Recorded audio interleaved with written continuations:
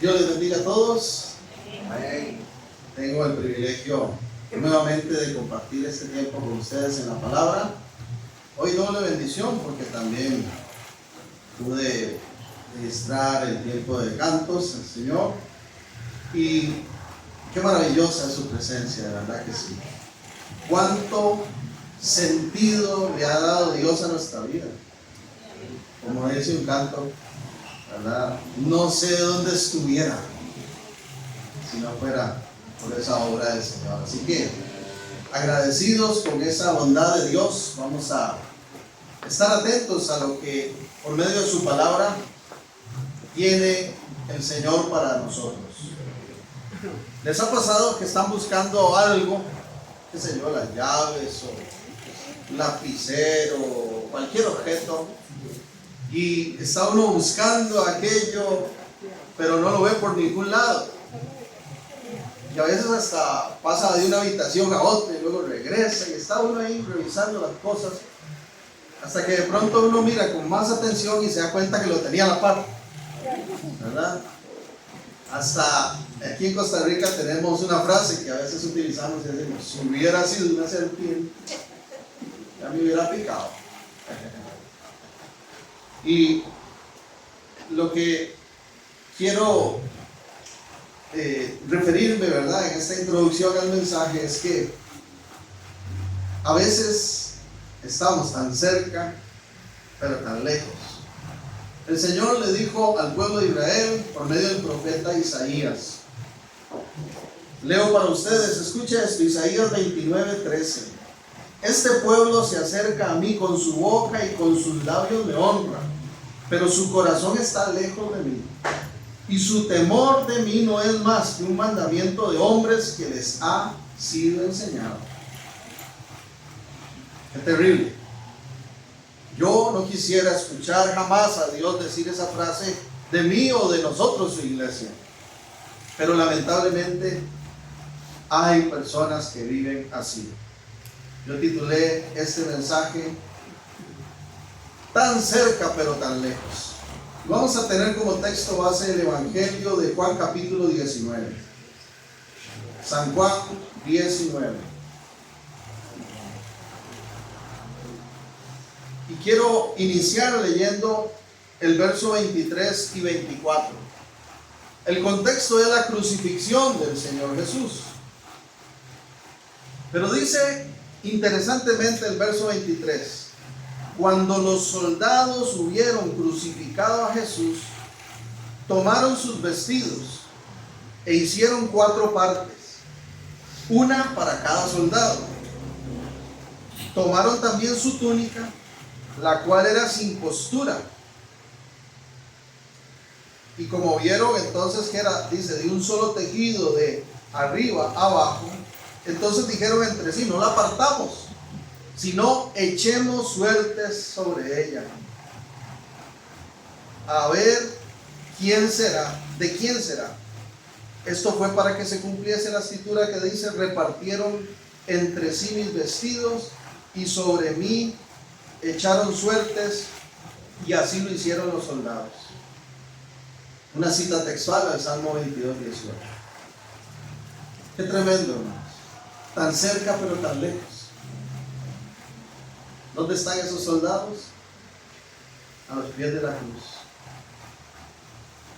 El Salvador del mundo está a unos cuantos metros de ellos, y ellos están pensando en repartirse la ropa. Padre, gracias porque podemos acercarnos a tu palabra. Palabra que tú nos has revelado para edificación, para crecimiento, para bendición de nuestra vida. Disponemos todo nuestro ser para lo que quieras decirnos. Por favor, a través de tu Espíritu, toma el control. Y que esta palabra corra en medio de este lugar y alcance a todos los oyentes. Y sea de bendición. Podamos poner en práctica siempre todo lo que tú nos hablas. En el poderoso nombre de Cristo Jesús, cumple el propósito para este mensaje de esta mañana de domingo. Amén y amén. Me parece impresionante entonces que los soldados están a los pies de la cruz y no le vieron realmente a Jesús. Pusieron su interés, su prioridad en lo terrenal. Están preocupados por repartirse la ropa. No están preocupados por lo que Cristo está haciendo por ellos. No están preocupados por el alcance de esa obra en cuanto a eternidad. Sus ojos están velados. Su corazón está cerrado. Su mente está puesta en lo natural, en lo terrenal. Terrible situación. Su corazón no estaba en Dios, sino en la temporalidad. Es allí donde yo pienso, hermanos, que estuvieron tan lejos para tan cerca. Tan lejos, pero tan cerca. Ya Jesús se había referido a esa actitud en otras oportunidades. Por ejemplo, en Mateo, capítulo 16, dice el verso 26, Mateo 16, 26. A manera de pregunta, el Señor afirma lo siguiente. Esto es una pregunta retórica porque sabemos la respuesta. No hay nada más importante que las cosas de Dios, que nuestro Señor y que su reino. Porque ¿qué aprovechará al hombre si ganare todo el mundo y perdiere su alma? ¿O qué recompensa dará el hombre por su alma? ¿De qué vale todas las túnicas, todos los mantos, todas las ropas, para seguir usando la figura que nos narra el Evangelio? Si al fin, cuando llegue el momento, la hora de estar cara a cara frente a Dios, se va a perder el alma. Es que, hermanos, aún haciendo a un lado la parte doctrinal, la parte espiritual, la parte religiosa incluso, esos soldados tienen una actitud que impresiona en cuanto a lo negativo, porque la misma palabra nos describe que el maltrato que sufrió el Señor fue sin precedentes, que se ensañaron sobre él como parte de la obra, ¿verdad?, del maligno, de tal manera que incluso está profetizado en Isaías capítulo 52 que nuestro Señor Jesucristo estaba en esa cruz en una condición irreconocible.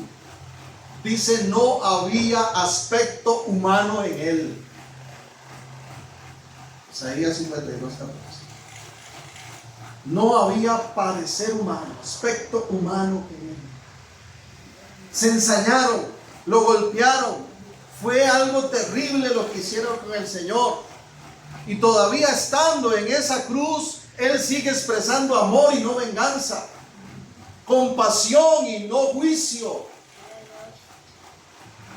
Y aún está pensando en que aquellos que están frente a Él sean perdonados, porque no saben lo que hacen.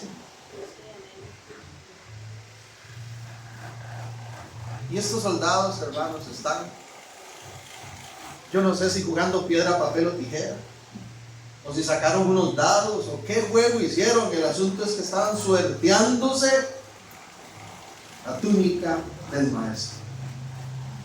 Yo me imagino que esa túnica estaba llena de sangre, y pasaron por alto la sangre preciosa del Cordero. Estuvieron tan cerca, pero tan lejos.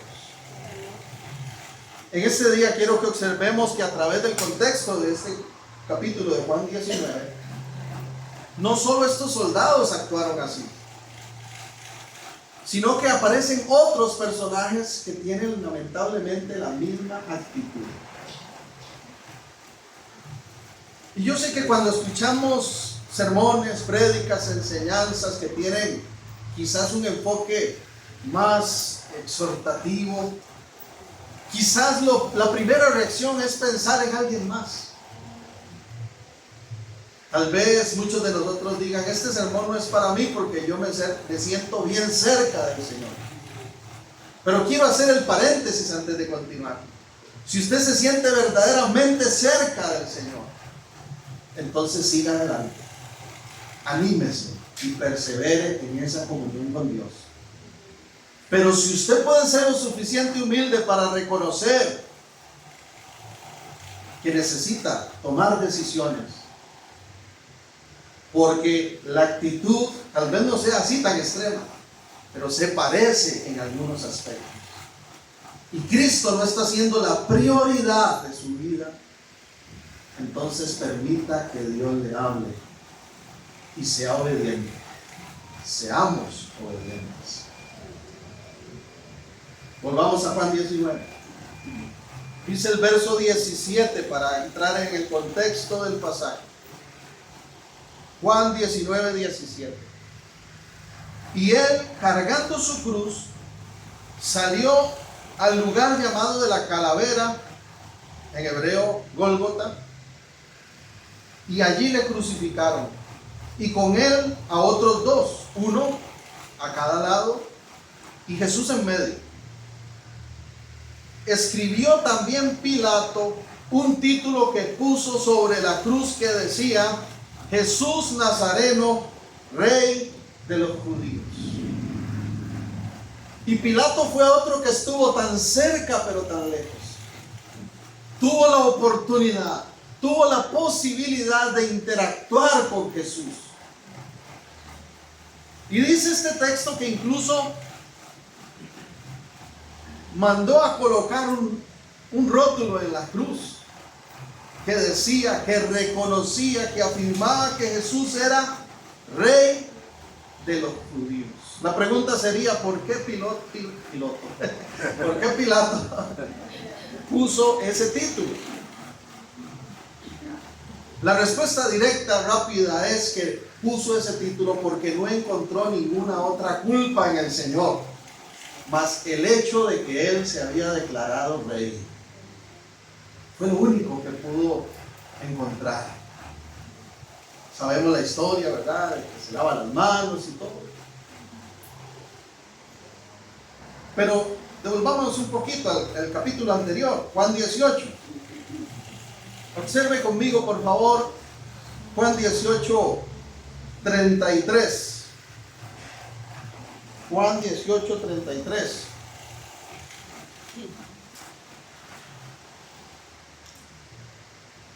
Entonces Pilato volvió a entrar al pretorio porque habían llevado a Jesús, ¿verdad? Para juzgarle, para acusarle. Y llamó a Jesús y le dijo: ¿eres tú el Rey de los judíos? Jesús le respondió: ¿dices esto por ti mismo o porque te lo han dicho otros de mí? Pilato le respondió: ¿soy yo acaso judío? Tu nación y los principales sacerdotes te han entregado a mí. ¿Qué es lo que has hecho? Respondió Jesús.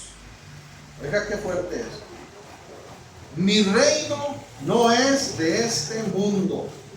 Si mi reino fuera de este mundo, mis servidores pelearían para que yo no fuera entregado a los judíos. Pero mi reino no es de aquí. Le dijo entonces Pilato: luego, ¿eres tu rey? Respondió Jesús: tú dices que yo soy rey. Yo para esto he nacido y para esto he venido al mundo, para dar testimonio a la verdad. Todo aquel que es de la verdad oye mi voz. Cristo Jesús siempre supo lo que venía a hacer. Y estando ahí, no sé a cuántos minutos de ser crucificado, dice: para esto vine. Y me pregunta si soy rey.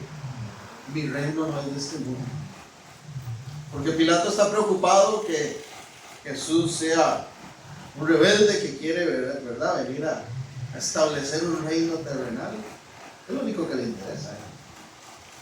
Pero Jesús dice: Mi reino no es de este mundo. La verdad es que el juicio le pertenece al Señor.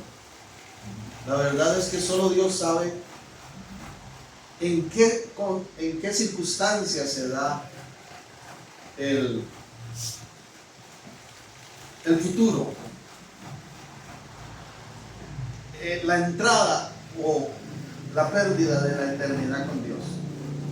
Pero permitiéndome ser un poco imaginativo, yo pensaría, qué terrible para Pilato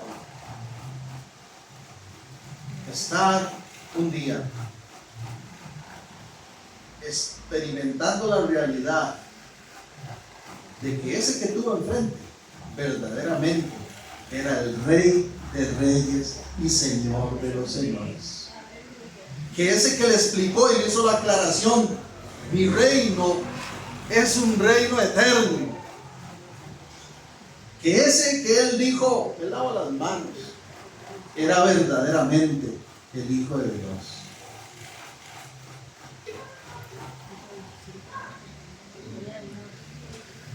Y Jesús estaría en todo su derecho de decir, te lo expliqué, no tienes excusa de decir, es que no sabía que era. Aquí estaba él frente a frente.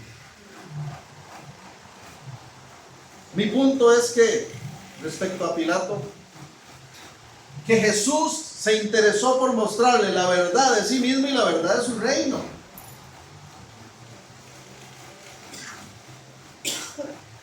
Jesús se interesó por eso. Y Pilato aún así no creyó en él. Aplicando esto a nuestro tiempo, ¿cuántos lamentablemente actúan igual? Pueden escuchar de Cristo, pueden escuchar de la verdad de su reino, de la autoridad del Señor que trasciende a todo lo terrenal, que supera todos los gobiernos y niveles de autoridad humana. Miles de personas que no tienen ni tendrán excusa, que en algún momento el Señor se reveló a sus vidas, porque Dios es amor, y escrito está Juan 3:16, que de tal manera ha amado al mundo que ¿qué hace?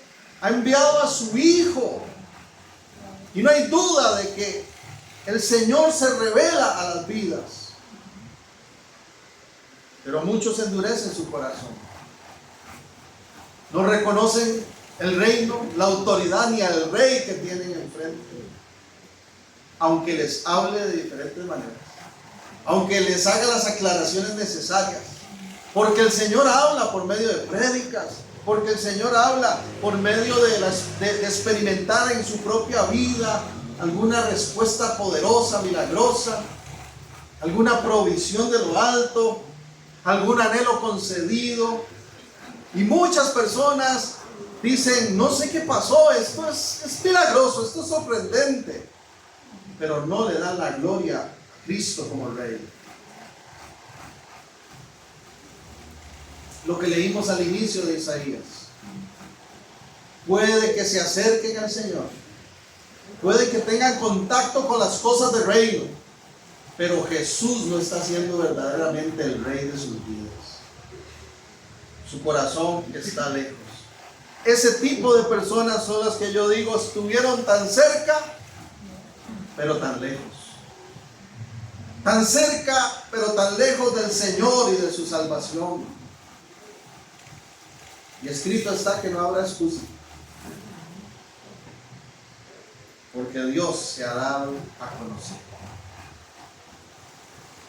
¿Alaban al Señor? Amén. Juan 19 agrega el verso 20, que no solo Pilato tuvo esa actitud. Y muchos de los judíos leyeron este título. ¿Cuál era el título? Jesús Nazareno, Rey de los judíos. Una costumbre romana era que aquellos que morían, se daba a conocer cuál era la causa.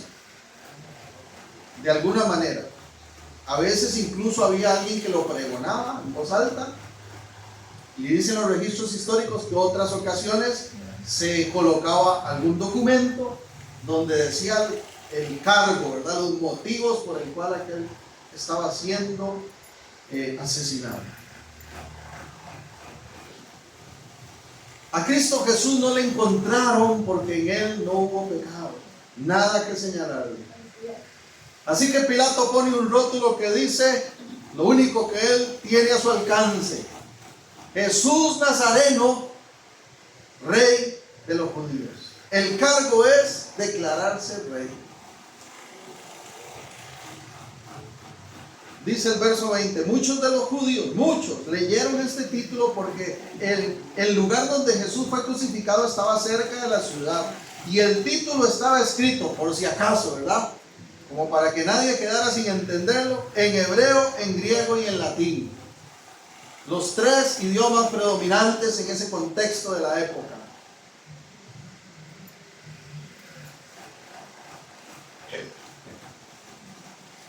Entonces hay una multitud de judíos.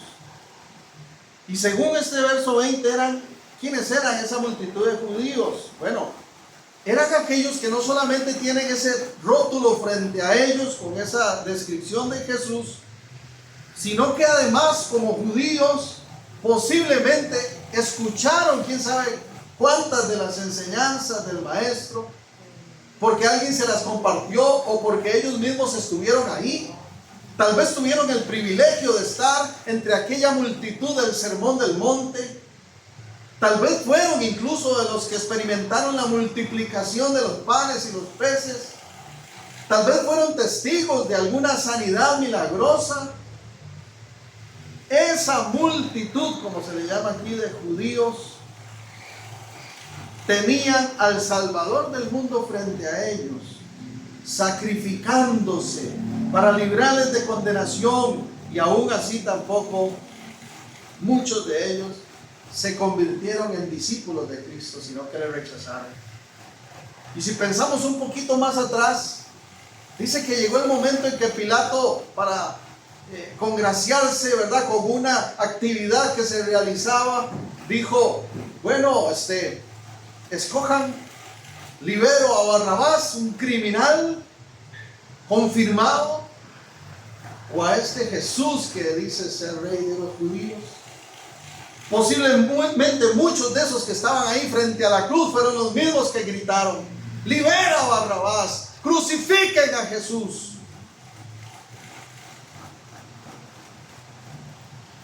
Dice la palabra, bienaventurado o dichoso aquel, nosotros, usted y yo, que hemos creído en él sin haberle visto.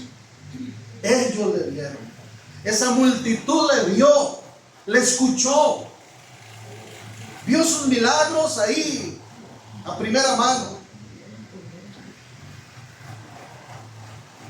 y aún así ninguno dijo, de ahora en adelante soy discípulo. Le rechazaron. ¿Cuántos tristemente hacen lo mismo en nuestro tiempo? ¿Cuántos? Jesús se ha manifestado una y otra vez, les ha manifestado su deseo de perdonarles, de salvarlos, de ser su redentor. Incluso muchas personas han experimentado los milagros divinos en su propia vida, como decía ahora, pero prefieren seguir siendo de la multitud que consagrarse como discípulos de Cristo. Allí tenemos dos grupos de personas: multitud y discípulos.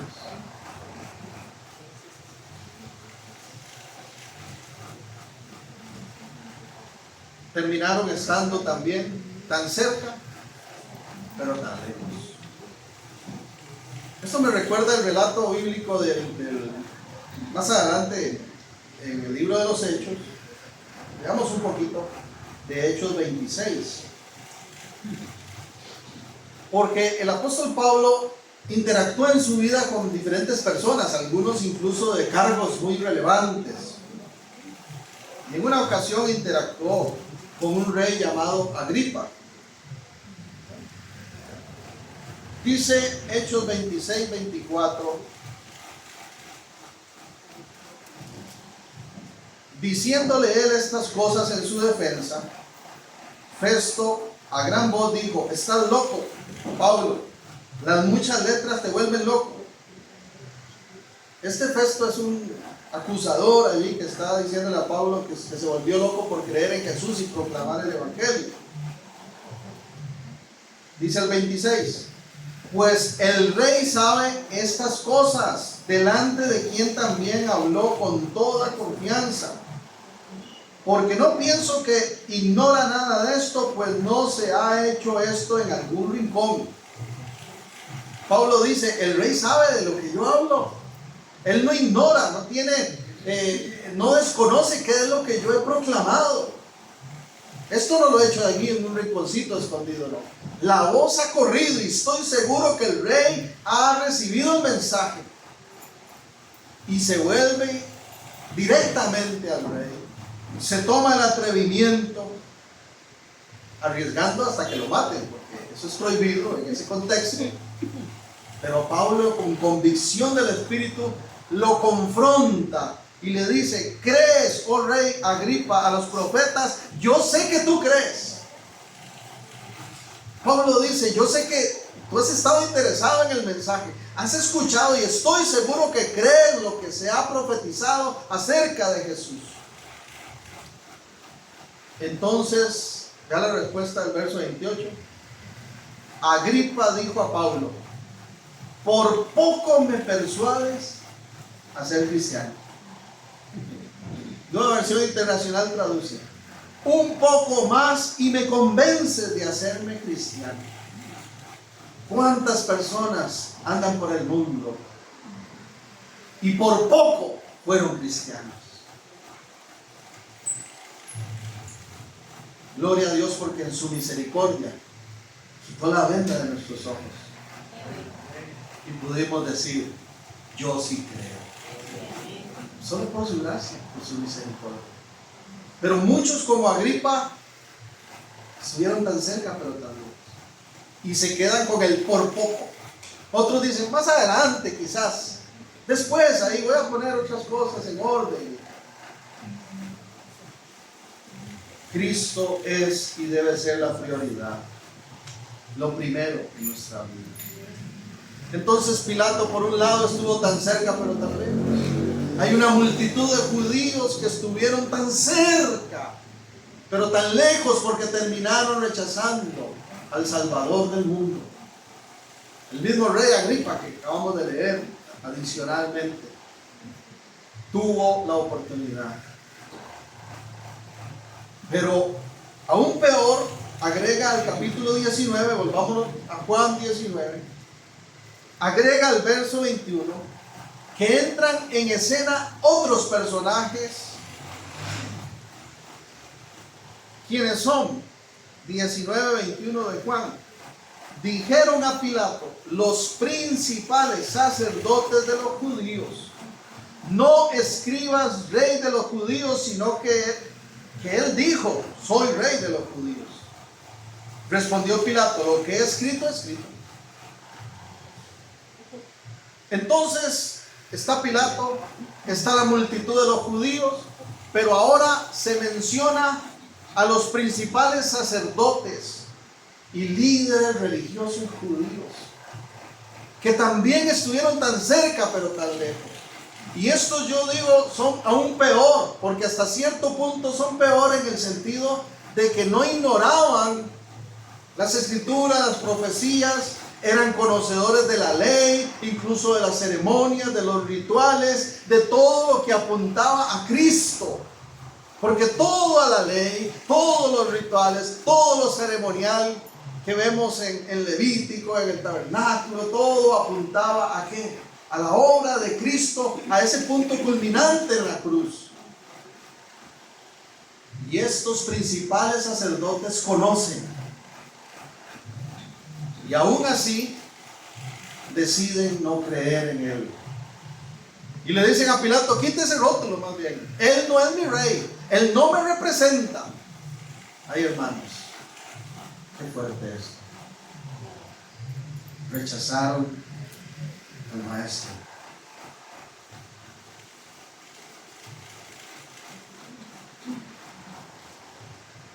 Y eso que muy posiblemente también ellos escucharon el testimonio de Jesús. Posiblemente algunos de esos principales sacerdotes estuvieron ahí cuando Jesús enseñaba. Fueron testigos algunos de ellos de milagros puntuales que Jesús realizó. Por ejemplo, en el capítulo 9, un poquito más atrás, aquí en el Evangelio de Juan 9, se menciona que en una ocasión Jesús está realizando milagros y ahí también ellos fueron testigos. Dice Juan capítulo 9, versículo 1. Voy a leer del 1 al 16. Este es un poquito más largo el texto, pero por favor, vaya dando seguimiento a la lectura porque es importante. Juan 9, 1. Al pasar Jesús vio a un hombre ciego de nacimiento. Ciego de nacimiento. Y le preguntaron sus discípulos diciendo: Rabí, o sea, maestro, ¿quién pecó, este o sus padres, para que haya nacido ciego? Ve qué pregunta más interesante. ¿Por qué creen ustedes que estas personas le preguntan por qué, quién pecó, él o sus padres, para que haya nacido ciego? Bueno, porque en el contexto del pueblo de Israel, ellos tenían un pensamiento, que las enfermedades eran producto del pecado. Entonces, si ese hombre había nacido ciego, eso era producto del pecado. La pregunta es, ¿por su propio pecado o por el de sus padres? Pero no va a estar ciego de casualidad. ¿Cuántas veces la gente señala de esa forma cuando nos enfermamos, verdad?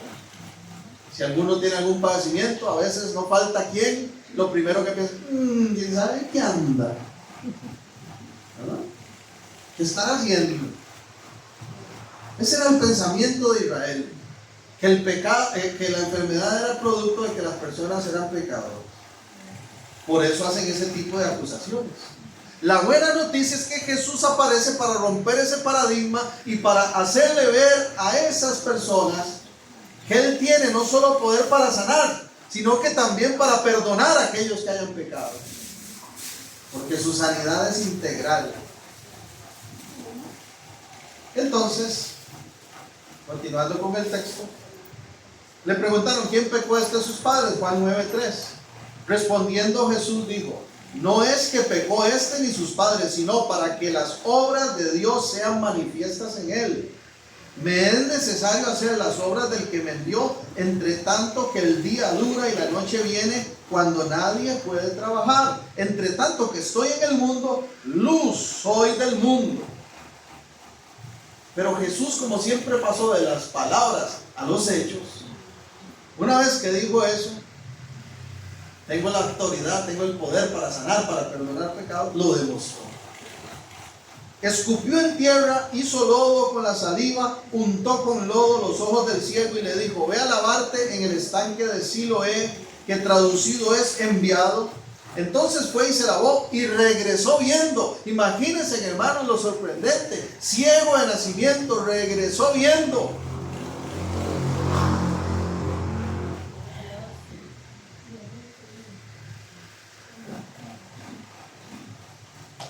Me gocé porque hay un joven por el cual hemos estado orando que, producto de un accidente, ¿verdad?, estaba en condición muy delicada. Ya abrió sus ojos, gloria a Dios. Y uno se sorprende y dice: Dios le saca del coma, Dios está haciendo algo maravilloso. Ahora imagínense lo sorprendente de una persona que nació ciega. No nos dice qué edad tiene, pero más adelante va a decir que ya era adulto. Ya habían pasado años y todo el mundo sabía: mira, ahí viene el cieguito. Seguro ni el nombre le decían, porque así es la gente. Ahí viene el cieguito. Pues ese cieguito dejó de serlo en un instante, por el poder glorioso del Rey de Reyes y Señor de Señores.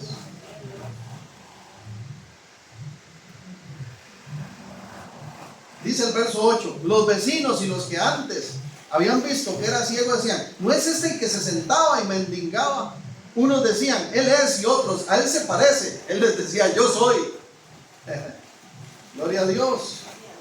Y le preguntaban cómo fueron abiertos los ojos. Verso 11. Respondiendo él dijo: aquel hombre que se llama Jesús hizo lo, me ungió los ojos, me dijo: ve al Siloé, lávate. Y fue y me lavé y recibí la vista. Entonces le dijeron: ¿dónde está él? Él dijo: no sé.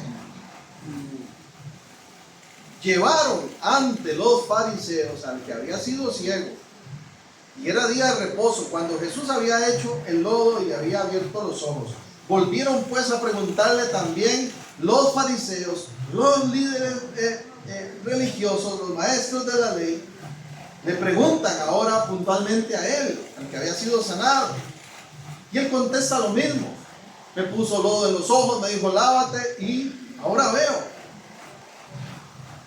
Algunos de los fariseos decían: ese hombre no procede de Dios porque no guarda el día de reposo. Otros decían: ¿cómo puede un hombre pecador hacer estas señales? Y había disensión entre ellos. Saltemos al 24, 9:24. Entonces volvieron a llamar al hombre que había sido ciego y le dijeron: da gloria a Dios, nosotros sabemos que ese hombre es pecador. Entonces él respondió y dijo: si es pecador no lo sé, una cosa sé, que habiendo yo sido ciego, ahora veo. Le volvieron a decir: ¿qué te hizo? ¿Cómo te abrió los ojos? Él les respondió: ya les he dicho, ustedes no han querido oír, porque lo que queréis oír, ¿por qué lo queréis oír otra vez? ¿Queréis también vosotros haceros sus discípulos? Ahí les ardió seguro. Y le injuriaron, dice. Le injuriaron. O sea, empezaron a insultarlo. Tú eres su discípulo, pero nosotros, discípulos de Moisés, somos. Nosotros sabemos que Dios ha hablado a Moisés, pero respecto a este no sabemos de dónde sea. ¿Cuál es la reacción de Jesús? Verso 35.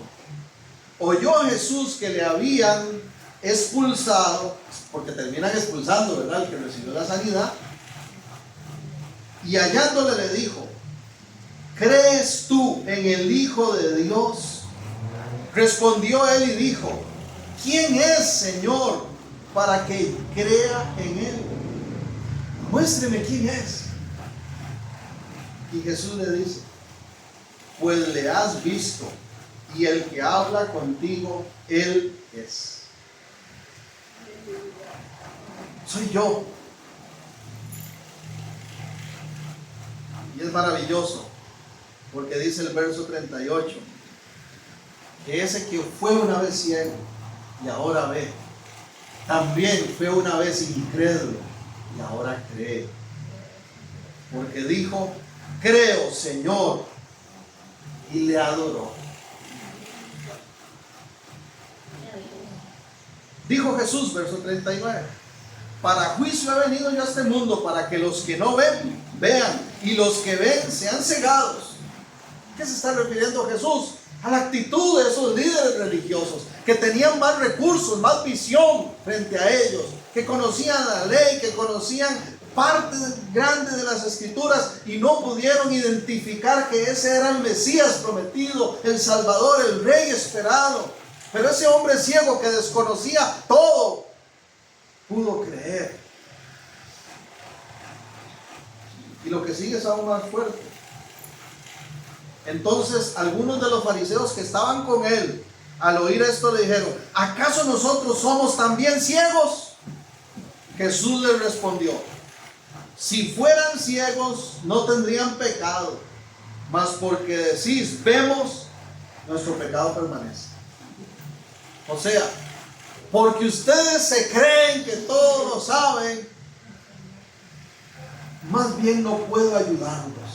Porque ustedes están llenos de orgullo y están velados, su entendimiento cegado, están reacios a la verdad, no puedo hacerlos ver. En cambio este ahora ve con claridad. Ese es el contraste del pasaje. Entonces, qué triste, porque así como esos principales sacerdotes y líderes religiosos, andan muchos hoy en el mundo.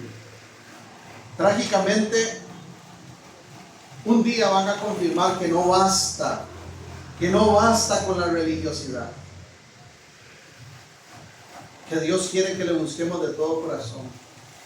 Van a confirmar que a Dios no se le puede engañar.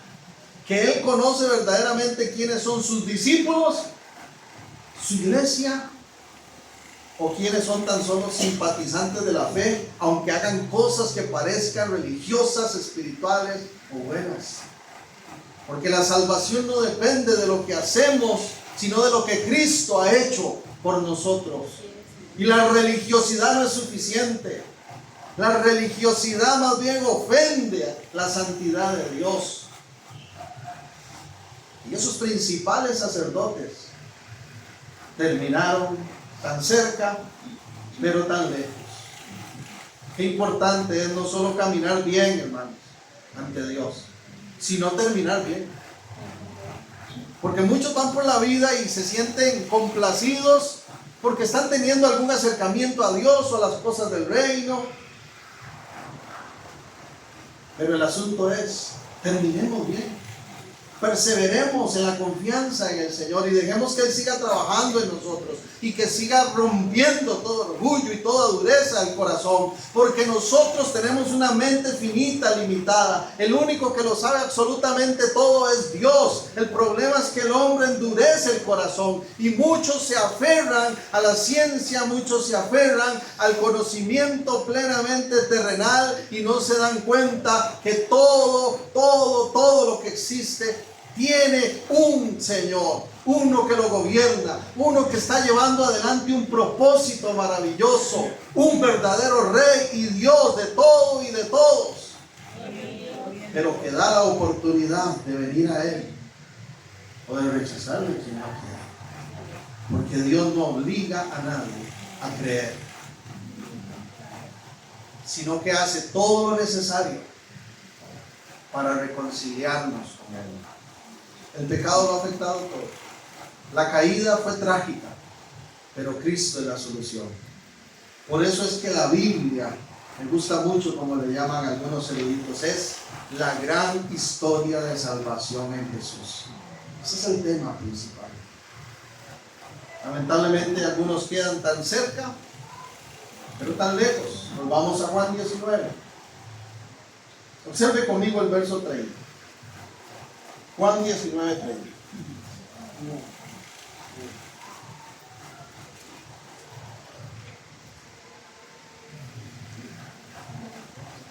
Cuando Jesús hubo tomado el vinagre, dijo, consumado es. Y habiendo inclinado la cabeza, entregó el espíritu. Consumado es. Del griego tetelestai, que significa hecho está. ¿Qué le había dicho Jesús a Pilato? Para esto he nacido. Y Jesús, antes de morir, dice, hecho está. Cumplí lo que vine a hacer.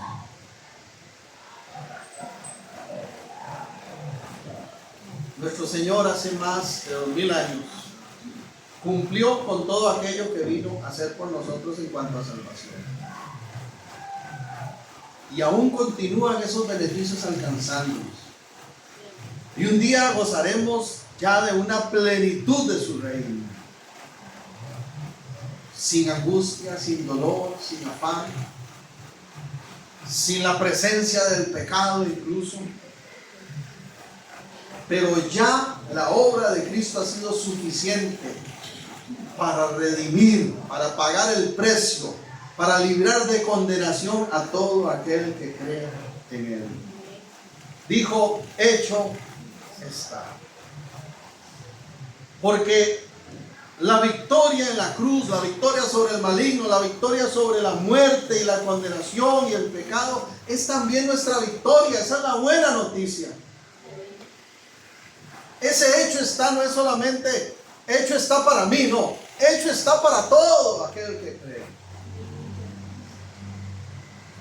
Sin embargo, muchos siguen sin valorar esa obra sin darle el valor realmente a esa obra maravillosa de redención. Y el mismo Jesús, voy a leer este último texto, dijo en una ocasión, Mateo capítulo 7,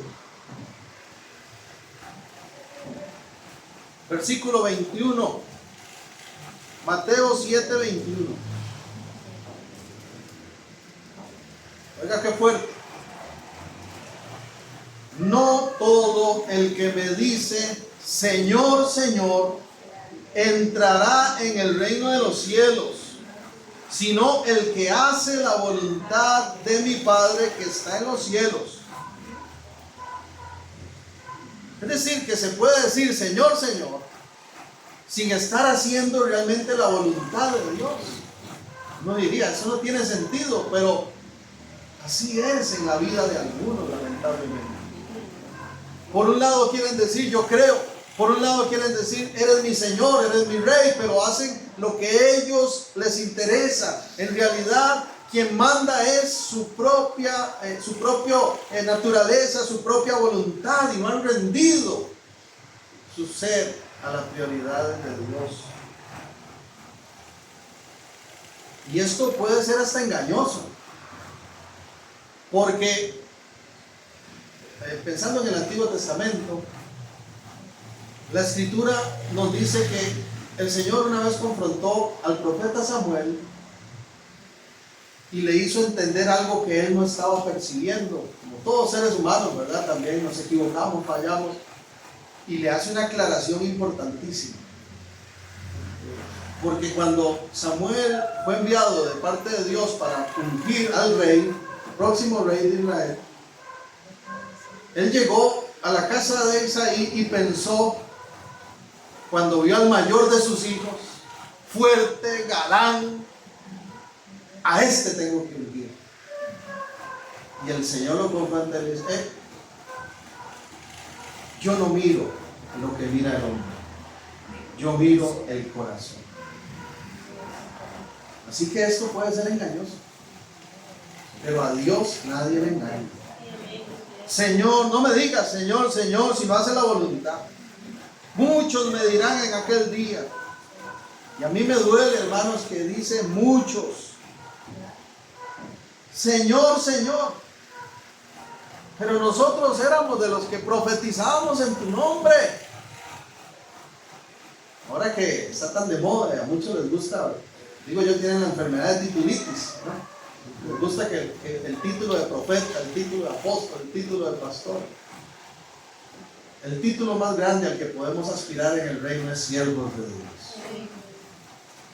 Sin menospreciar, ¿verdad? Por supuesto el llamado, Carlos. Pero, Señor, profetizábamos en tu nombre, echábamos fuera demonios, en tu nombre hicimos muchos milagros, y cualquiera diría, pensando, ¿verdad?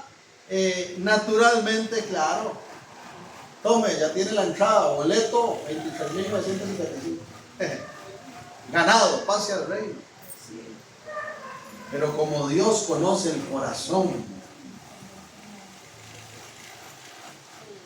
les declararé, nunca los conocí, apartados de mí, hacedores de maldad.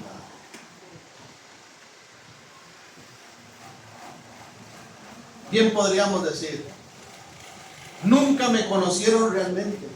Estuvieron tan cerca, pero tan lejos. Espero de todo corazón que ninguno de los que me escuchan, y aún yo mismo, seamos de esos que estuvieron tan cerca, pero tan lejos. Sino más bien que usted y yo podamos ser de los que podamos decir delante de Dios, estuvimos, estamos y estaremos siempre cerca de ti, amado Señor y Rey. ¿Qué tal si lo dice conmigo? Estuvimos, estamos y estaremos siempre cerca de ti, amado Señor y Rey. Oramos. Dios, gracias por tu palabra. Gracias porque aunque confronta, exhorta, siempre tiene el propósito de animar, de fortalecer, de llamarnos a la perseverancia. En humildad, Señor, queremos responder a este mensaje haciendo una introspectiva, hacer a un lado realmente, quitar la mirada de los demás para mirarnos a nosotros mismos, Señor, primeramente antes de ver la paja del ojo del hermano, como dijiste en alguna oportunidad. En total reverencia delante de ti, Señor. Si hay algo en mi vida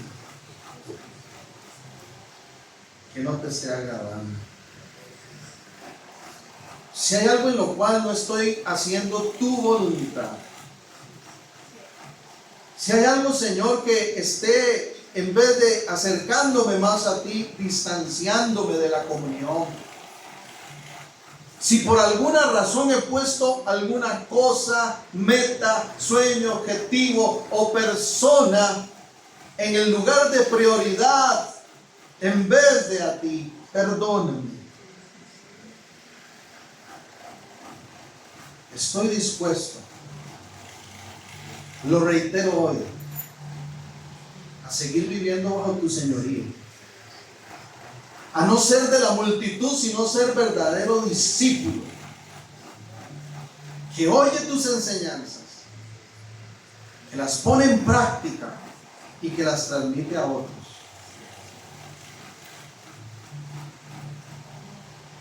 Porque como declaramos hace un instante, queremos ser de los que estuvimos siempre cerca de ti y haciendo tu voluntad. Si hay alguno de los presentes o de los que escuche este mensaje que le esté costando, que se identifica con las cosas tuyas, con las cosas de tu reino, que te ha reconocido como Salvador, pero que aún tiene partes de su ser que no ha rendido bajo tu señorío, sigue operando, Espíritu de Dios.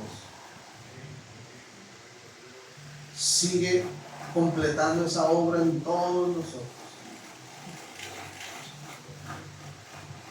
Si hay alguien que puede decir, siento que Dios me ha hablado,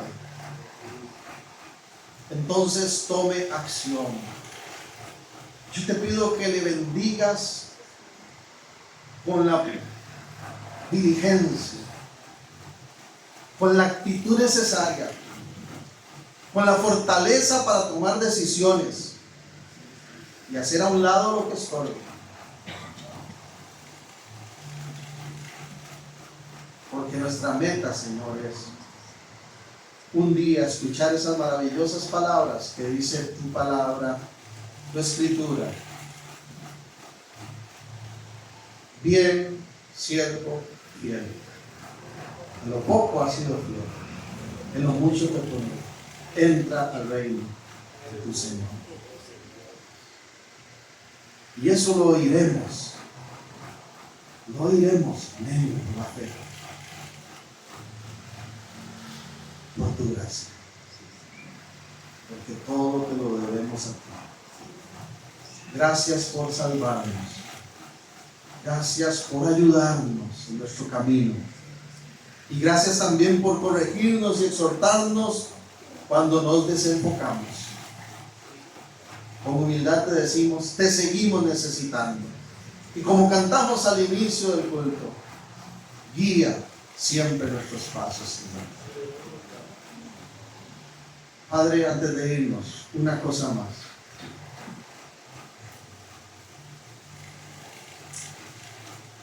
Familiares nuestros, Señor, personas que amamos, amigos, allegados,